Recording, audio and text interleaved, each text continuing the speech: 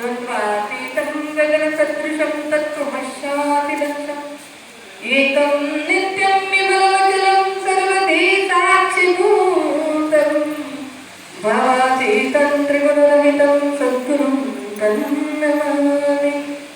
अज्ञानतिमिरान्धश्रद्धानाञ्जनशलाकया चक्षुर्मीलितं येन तस्मै श्रीगुरुवे नमः।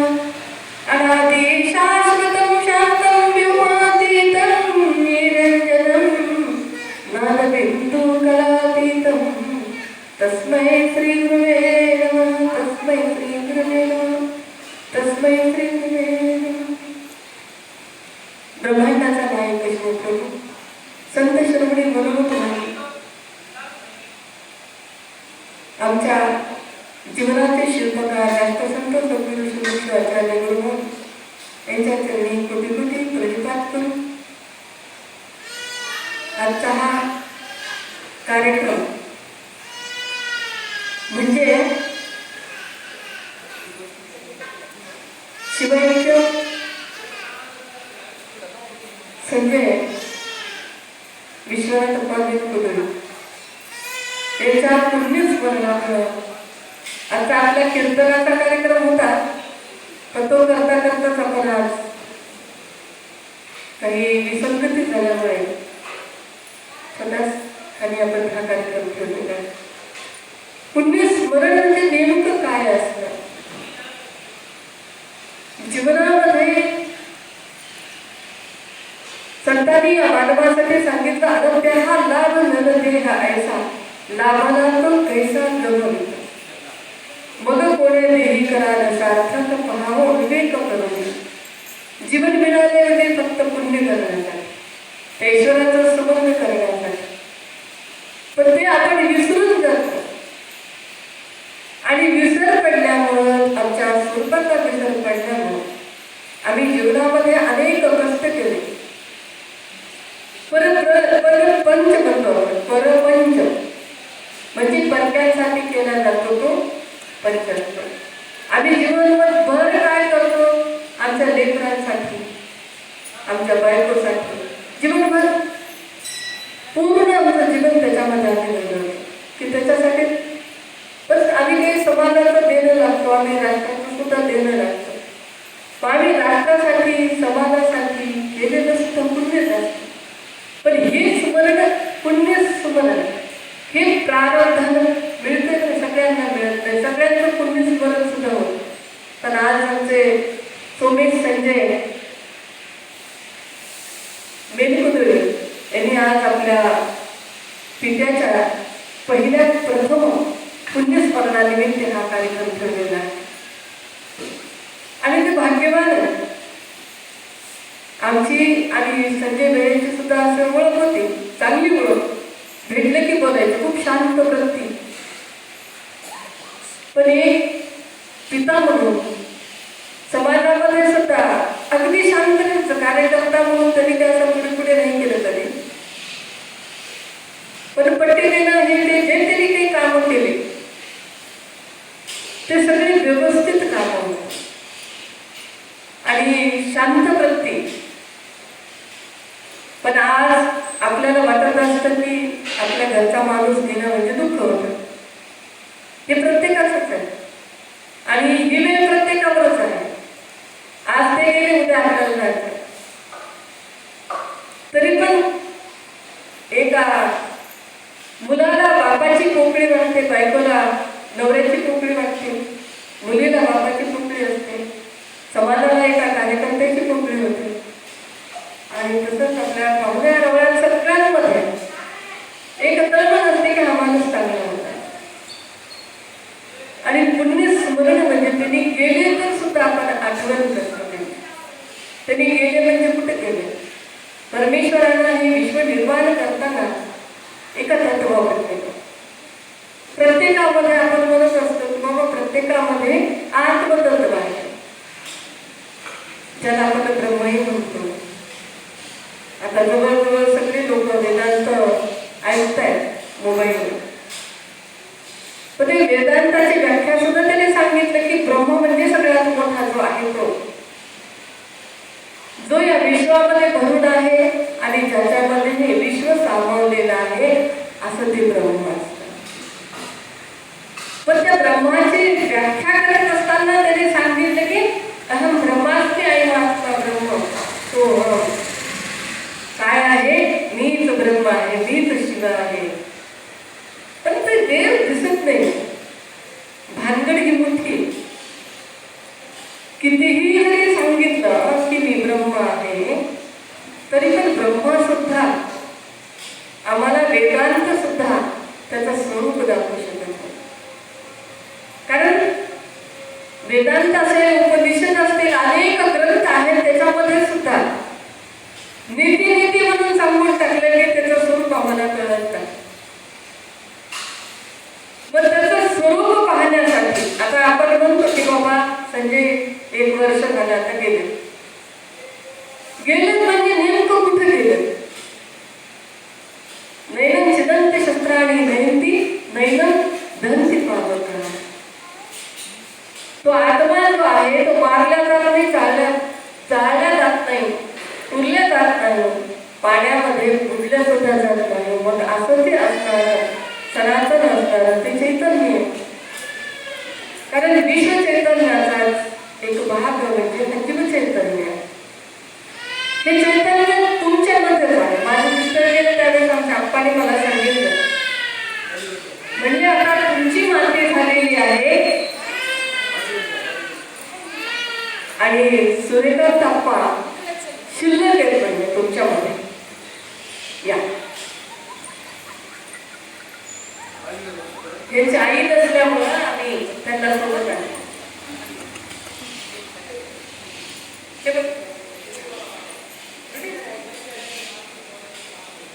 मग हे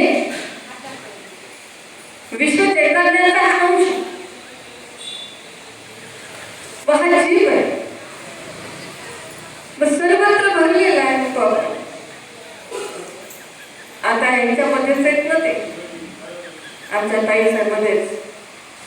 कारण आप्पाने मला सांगितलं होतं की ते तुझ्यामध्येच आहे, तुझी माती झाली ती शिल्लक आहे.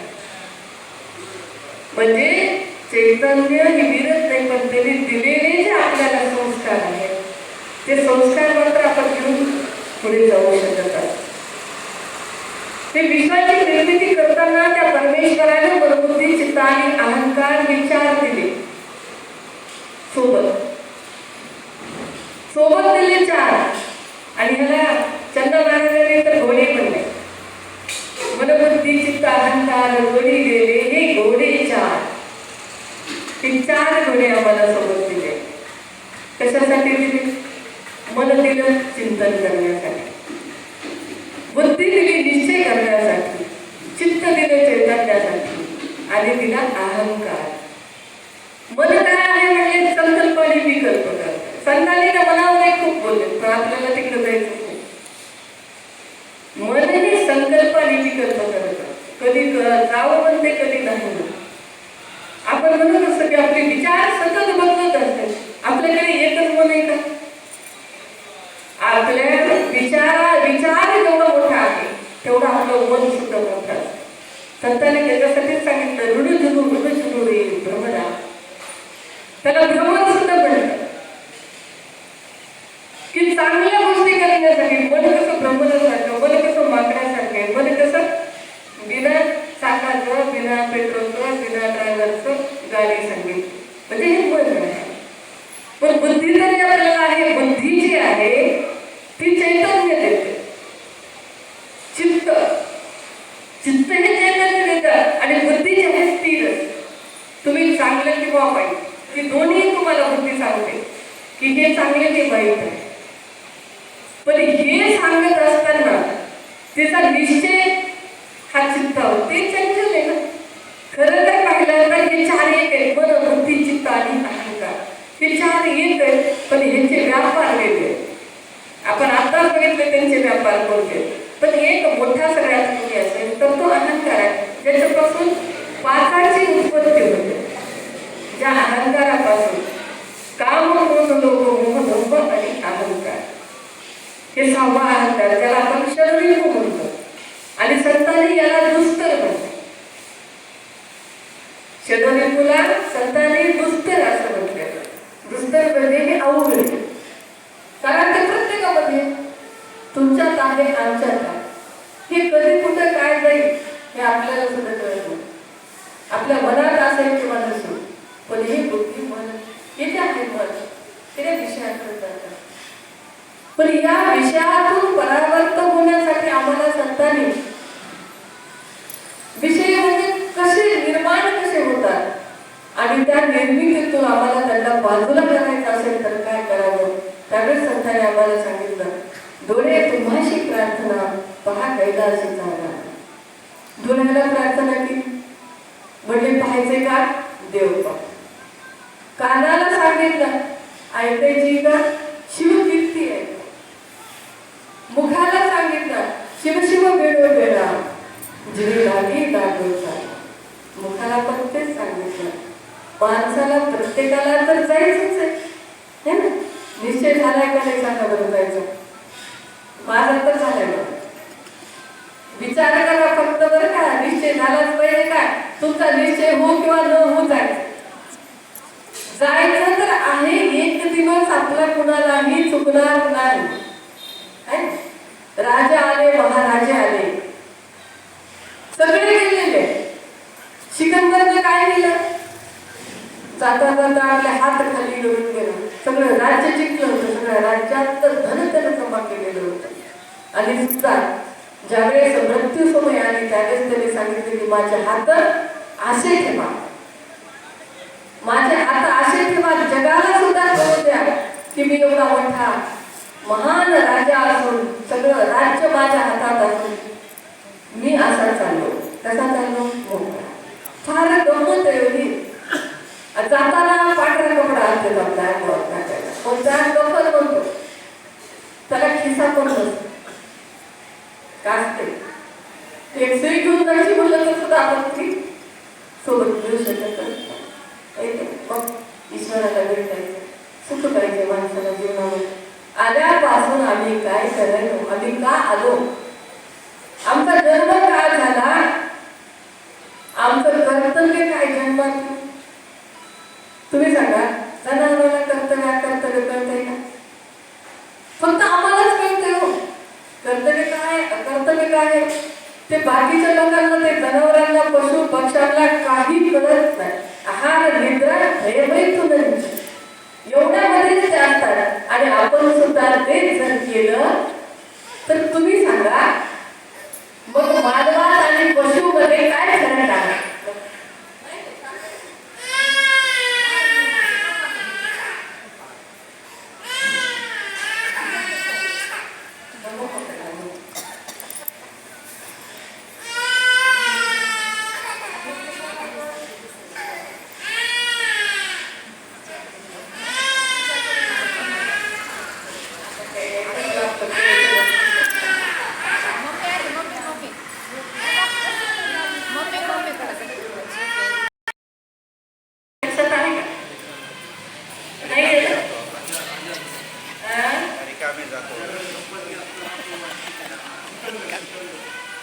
सिकंदराचं झालं.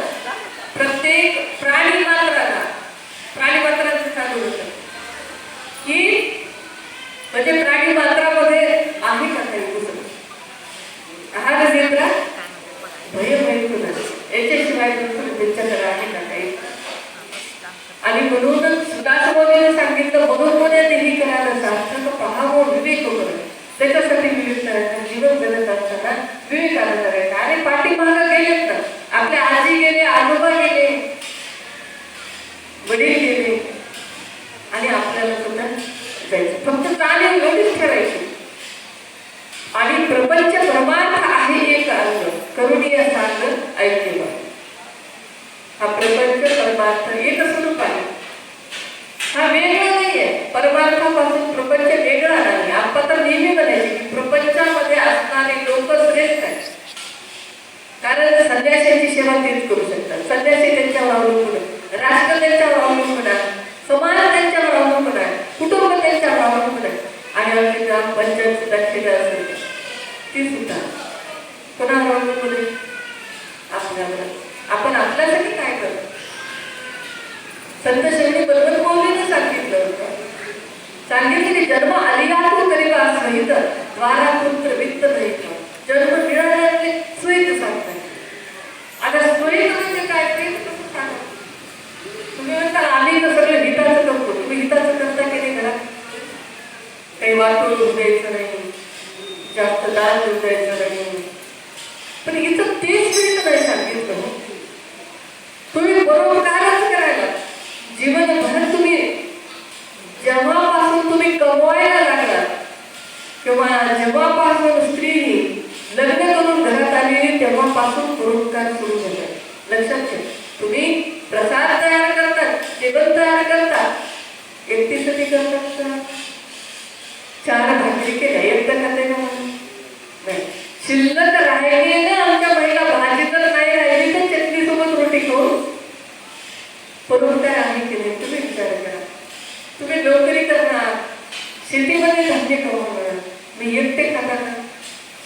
तेवढं धान्य केलेलं सगळं कमवलेलं कोण कोण खाते? किती भाग होते, किती हिस्से होते त्याच्यात. पण आपण परोपकारासाठीच आपण जगतोय. फक्त त्याची आपल्याला जाणीव आहे की आपण काय करायचं, आपला जन्म का झाला. आणि परमेश्वराने एवढी सुंदर लीला केली, एवढी सुंदर रचना केली या विश्वाची की विश्व निर्मितीच्या वेळेस त्याला काय कार्य करणार आहे ते आपल्याला जाणवतं. बघा त्याची ओळख कशी करावी, त्याची ओळखच नाही ना. आमचं लेकरू जन्म बाळ जन्मल्याबरोबर ताईच्या हातातून आईच्या हातात आईकडे गेलं की ते शांत नसते. काय झालं? कारण 9 महिन्याचा सहवास त्या आईचा त्या बाळाला. अहो जन्मजन्मीचा सहवास आम्ही आमच्या आत्मदेवासोबत करतोय, पण आम्हाला ती कळत.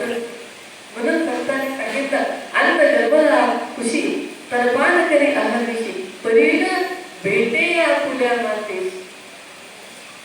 आंधळ आईच्या पोटाला जन्मलं. जन्मून काय करू लागलं? आईचं स्तनपान करू लागलं, खेळू लागलं, आईच्या मांडीवर खेळू लागलं, खेळत खेळत राहू लागलं, रडता रडता चढायला लागलं, अंगणात फिरू लागलं. शेजारीने विचारले बहीण बाळ म्हणले तू तुझ्या आईला म्हणतो? ते बाळ म्हणलं मी जन्म आणलाय, मी कसं ओळखणार? मी जन्म आणलाय, मी कसं ओळखणार? बघा आता विचार करा. आपण कोणते आधारे त्याला ओळखत नाही म्हणजे जन्मजन्मी म्हणजे त्याचाच विचार आहे. या माझ्या मूळ स्वरूपा विसरून या जन्म केपा अज्ञाने जीव त्रिविध तापा पावते जाणवते. कशामुळं? अज्ञानामुळं त्रिविध तापात. कशामुळं? मूळ स्वरूप विसरत.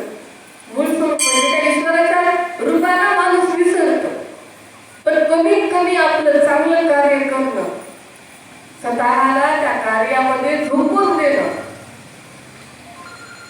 आमचे जसं बुराटे भाऊचं बघा, हे लोक तिथं जे कार्य करतात ते कसं कार्य करतात? स्वतःला त्याच्यामध्ये झोपून देऊन काम करतात. म्हणजे काय? परोपकार. आणि हा परोपकार परमार्थ हा काही वेगळा नाही. संसार आणि परमार्थ हा सुद्धा वेगळा नाही. तर त्रिविध तापामध्ये हाची दे. कशामुळे? फक्त झाल्यामुळे कळत नाही कळालं तर कळू द्या. पण कमीत कमी आपल्याला कुणाला कुणी जर पडलं असेल त्याला मदत करा. गरीब असेल त्याला पैसा द्या. थोडं बहुत पैसा नका देऊ, त्याला कमीत कमी खाऊ घाला, त्याला आधार द्या.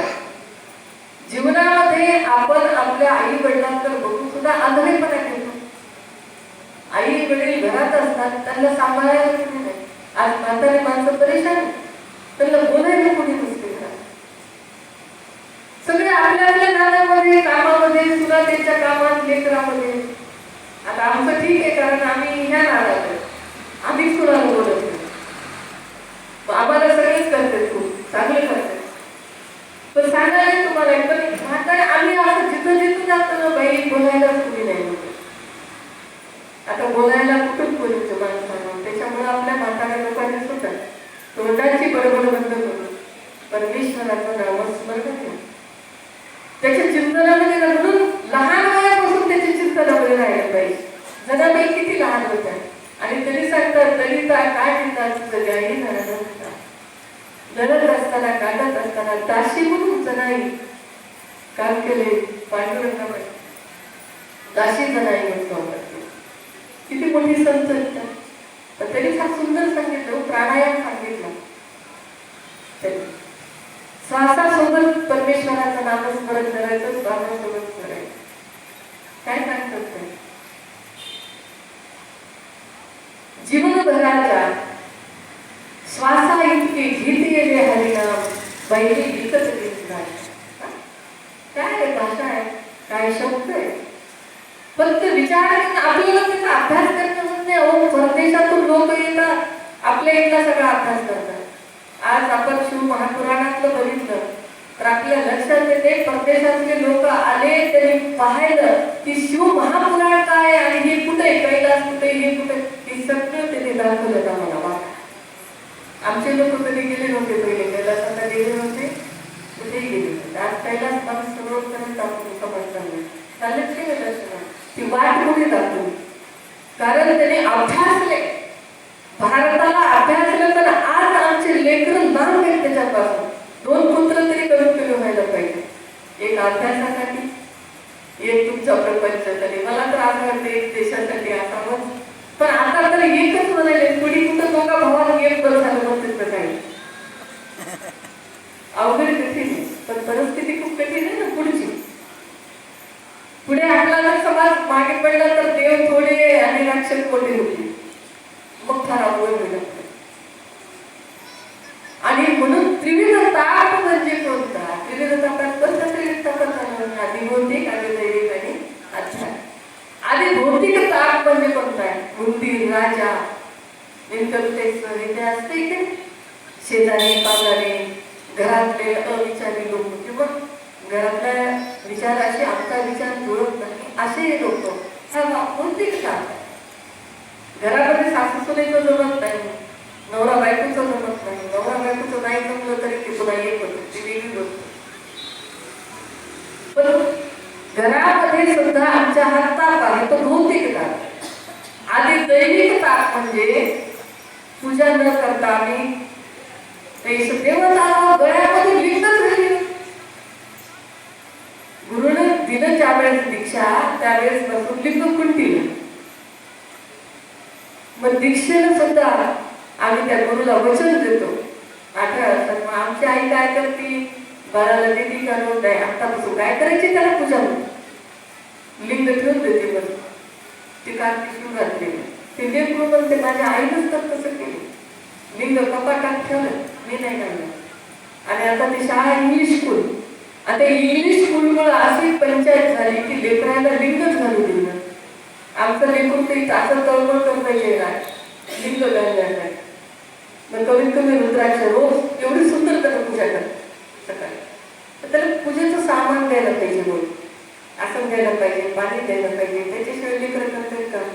आधी दैविक जे आहे ते म्हणजे आपण म्हणतो शनी लागला, माझ्या पाठीमागं काय भोग लागले, काय शनी लागला की बाबा, ही जी शनी आपण म्हणतो ना ती कर्म अनुसार. बघा आपल्या जीवनाची पावती आहे ना, आपलं हे जीवन म्हणजे मागच्या जीवनाची आपली पावती. आपण जे कर्म केले त्या कर्माची पावती म्हणजे आजचं आपलं जीवन असेल, सुंदर असेल, सुखी असेल, दुःखी असेल किंवा खूप तापात असेल, कसंही असेल तुमचं जीवन, ते तुमची जीवनाची पावती म्हणजे तुमच्या कर्माची पावती. प्रत्येकाच्याच कर्माची, तुमची असेल माझी असेल. म्हणजे पावती सोबत येऊन आपण जगायला केले. बँकेत गेल्यानंतर आम्ही पैसे भरल्यानंतर आम्हाला पावती मिळतील का? नाही मिळत. तशी ही पावती आमच्या जीवनाची पावती त्या परमेश्वराने आम्हाला दिलेली की बाबा तू जे कर्म केले त्या कर्माची ही पावती आहे. मग आधी दैविक सुख आणि आध्यात्मिक. आध्यात्मिक काय? आध्यात्मिक म्हणजे मध्ये जे आमच्या शरीरिक आहे ते आतले आणि बाहेरचे जे आहे कपहित आणि वाद हे आध्यात्मिक ताकद. आमच्या कधी कोणाला कफ जास्त असतो, कोणाला पित्त जास्त असतो, कोणाला वात जास्त असतो. पण हे जे वरचे आहेत ना ते औषधी दिले कमी होते. पण आजचे आध्यात्मिक जे आहे त्याच्यासाठी दिव्य रसायन औषध हे जाण शिवण. त्याच्यासाठी मात्र शिवनामध्ये श्रेष्ठ सांगितलं वाटा हे 3 झाले का, तर हे कमी कशाला होत आहे? कमी करण्यासाठी आधी भौतिक तापासाठी आधी भौतिक लिंग पूजा सांगितली आहे. आधी भौतिक तापाचा कमी म्हणून अन्नाला आधी भौतिक लिंग दिला. आधी दैविक पूजा कोणती आहे? तर प्राणलिंगाची पूजा, शिव पार्वती लिंगामधूनच प्राणलिंगाची पूजा आहे. आणि आध्यात्मिक पूजा म्हणजे मानसिक पूजा. रत्ने कल्पित वासनं भीमधरे स्नानंच दिव्यांबरं नाना रत्न विभूषित मृगमना मोनांकितं चन्दनं जाति चंपक बिल्व पत्र रचितं पुष्पंच धूपं तथा दीपं देवदयानिधे अत्कल्पितं सुवर्णे. आता ते पूर्णच येते सांग. हिमालयाचं पाणी आहे, सुवर्णाच्या रत्न सिंहासनावर लिंगाला ठेवले, त्याला स्नान घातलं. दिव्य असे सगळे फुलं, काही जुई, चंपा, बेली, गुलाब याच्याने त्याची पूजा केली. मानसिक पूजा. आपल्याला जर कधी लिंग पूजा नाही मिळाली, आपण बाहेर गावी गेलो. आता काही लोकांचं फुलं असं आहे की म्हणजे आम्हाला बाहेर जावं लागतं, हॉटेलमध्ये खावं लागतंय, लिंग कसं धारण करा. आता काय सांगावं म्हणलं? अरे तुमचा आत्मा काय तुम्ही बाजूला काढून चाललात का? आत्म्याचं प्रतीक म्हणजेच आपला इष्टलिंग आहे. त्याच्यामध्ये एकाग्रता आपली आली पाहिजे त्या लिंगात, त्याच्यासाठीच येते. आणि मानसिक पूजा तीच आहे. भावद्रव्यानं त्या ईश्वराची पूजा करणं हे मानसिक पूजा सांगितली, आध्यात्मिक पूजा आहे. आणि हेच जीवन आपण आपलं जीवन सुखी होण्यासाठी त्या परमेश्वराच्या आणि परोपकार करण्यासाठी आपण प्रत्येक आपल्या कार्यामध्ये, आपल्या मठातल्या कार्य असेल, कुठेही आध्यात्मिक कार्य असेल, त्याच्यामध्ये सहभाग घेऊन आपल्या जीवनामध्ये काही कमतरता जर असेल तर ती कमतरता दूर आपोआप 4 शब्द ऐकण्यात येते. आणि त्या शब्दातून आपल्याला बोध करून घ्यावा. फक्त परमहंस वाचलं म्हणजे आम्हाला पुण्य प्राप्त होत नाही. परमहंस वाचणं म्हणजेच आपल्याला त्याच्यातून ज्ञान प्राप्त करून त्या ज्ञानाच्या आधारावर आपलं जीवन जगणं म्हणजे परमहंस ग्रंथ आहे, ज्याच्यामध्ये पूर्ण जीवनाचं आपलं रहस्य आहे. आपण फार भाग्यवान आहोत की ज्या संत महात्म्याच्या म्हणजे सानिध्यामध्ये आपला जन्म झाला. ज्या संत महात्म्यांनी आपल्याला ही जीवन जगण्याची कला शिकवली, ज्या राष्ट्रसंत गुरुमौलींनी आम्हाला हा मार्ग दाखवला, मार्ग विका मधमत मान कसे हा का आहे परमार्थिक मार्ग. फक्त जीवनामध्ये संसार करणं, त्या परमेश्वराला हे जीवन दिलं, तो परमात्मा परमेश्वर आहे. आता जीवन दिलं हो आम्हाला, पण फक्त कशासाठी दिले? आपल्याला असं वाटत असतं की हे जीवन आम्हाला फक्त विषयासाठी दिलं, पण हे जीवन आम्हाला फक्त विषयासाठी नाही दिलंय. तर त्याच्यामध्ये बाबा माझी आठवण कर. अहो आई वडिलांची आठवण करावं लागेल की नाही? जन्म दिला म्हणून तरी एवढे विश्व निर्माण करणारा तो विश्वात्मा आहे. आपण आई वडिलांनाच विसरायलो तर देव कुठे? त्याच्यामुळे अगोदर आपल्या आई वडिलांची सेवा. आज सोमेशला मी सांगते, सोमेश आणि कल्याणी दोघांना आपल्या आईला अगदी तळहाताच्या पोळ्यासारखं सांभाळा. जसं आईने तुम्हाला सांभाळले तसं आज तुमचं कर्तव्य आहे की आईला सांभाळणं खरंच. आणि याच्यासारखं पुण्य तुम्हाला कुठं नाही. तुम्हाला परमार्थ कुठलाच करायची गरज नाही. फक्त आई वडील घरातले सांभाळा, ते सांभाळले पाहिजे. आणि हा दुःख आणि सुख हे दोन्ही मिळून आजचा कार्यक्रम आहे. कारण याच्यामध्ये स्मरण आहे, त्यांचं स्मरण आहे. आणि हा काही लहान गोष्ट नाही आहे. त्यांच्या स्मरणामध्ये तुम्ही आहात म्हणजे हे तुम्ही सांगताय, दाखवत नाहीये पण सांगताय तुम्ही की बाबा आम्ही त्यांच्या स्मरणानिमित्त तुम्हाला सगळ्यांना बोलवलं, त्या निमित्ताने आम्ही तुम्हाला प्रसाद देऊ इच्छितो. आणि तुम्ही सर्वांना आज प्रसादासाठी आमंत्रित केलेलं आहे. तुम्ही सर्व वेंकुदळे परिवार आणि सर्व आमचे भजनी मंडळ, सर्व आलेले पाहुणे यांच्या चरणी एक वेळेस आम्ही वंदन करू की आजची आमची प्रवचन रूपी छोटीशी सेवा आम्ही पूर्ण करत आहोत. ओम पूर्णमदं पूर्णमिदं पूर्णात् पूर्णमुदच्यते पूर्णस्य पूर्णमादाय पूर्णमेवावशिष्यते. ओम शांती शांती शांती.